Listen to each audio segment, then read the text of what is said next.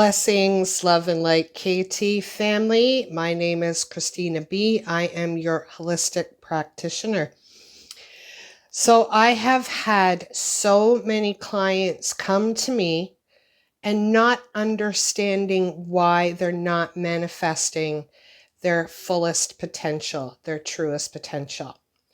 And what I have shared with them, I have asked a very simple question that I want you to ask yourself. If you want to become the better version of yourself, your fulfilled potential, who you truly want to be, you need to ask yourself, who am I when no one is watching? When people begin on their healing journey, we have a tendency to want to heal and grow as fast as possible. But when we notice that things are not progressing in our life, we're not healing the things that we truly want to heal, we don't understand what's going on. Like, why I'm focusing on healing my inner child. Why is things not shifting? I'm focusing on my higher self. Why are things not shifting? Clients that come to me at the beginning of their healing journey and they want to manifest their true potential, I ask them that question. Who are you when no one is watching? I asked myself that when I started on my healing journey, and I asked my clients that. And the reason why you want to ask yourself that is because who we truly are is who we are behind closed doors when no one is watching.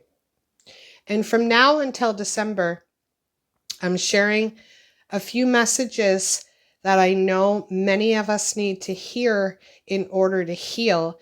And then in January, I'm going to be sharing psychotherapeutic tools for a new you, a better you. But we have to let go of some things in the past.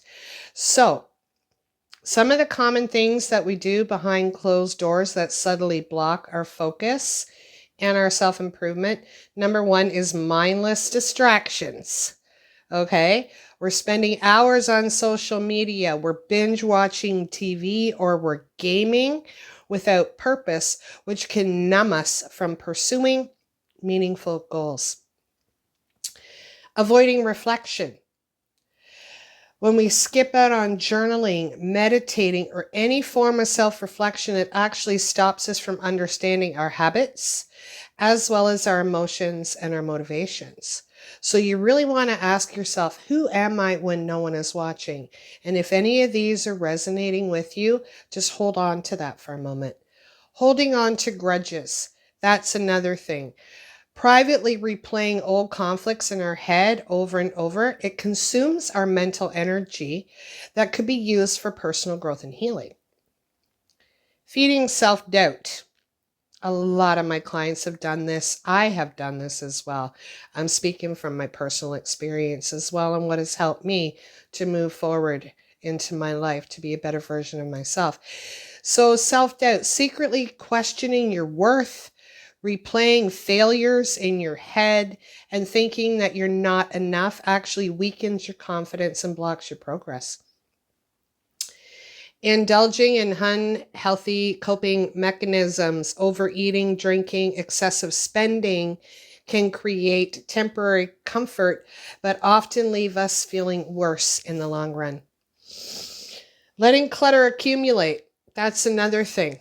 All right. A cluttered space can lead to a cluttered mind, and it's going to make it harder to focus, stay organized, or feel motivated when things start to pile up. Overthinking decisions.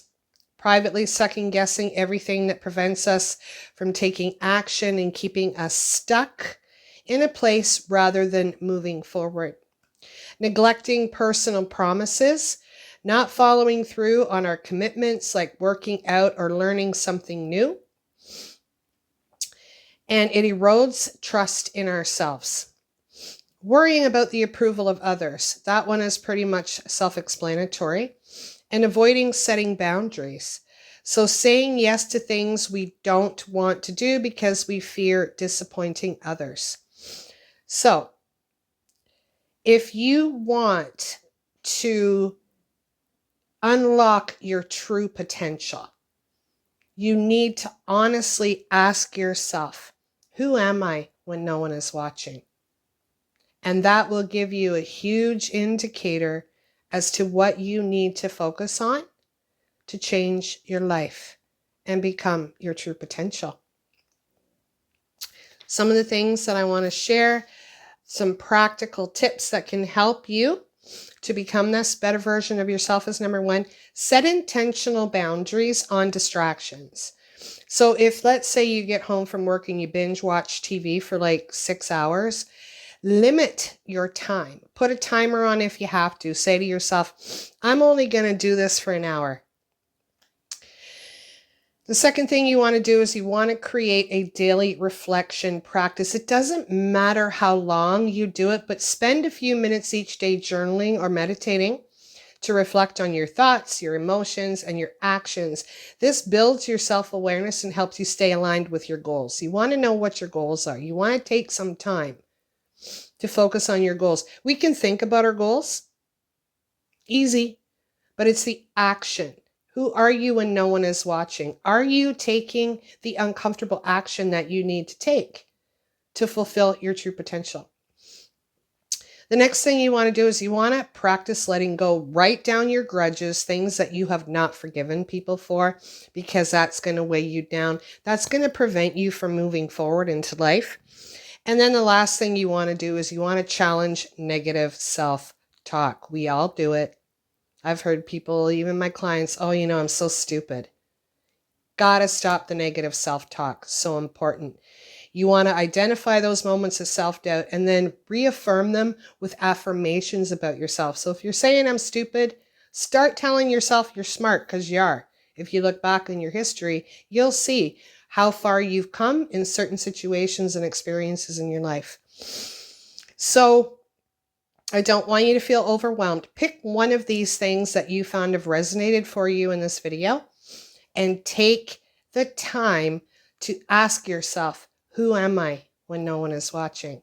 Because what we're doing when no one is watching is really truly who we are, and that prevents us from fulfilling our true potential. All right, let's take a moment.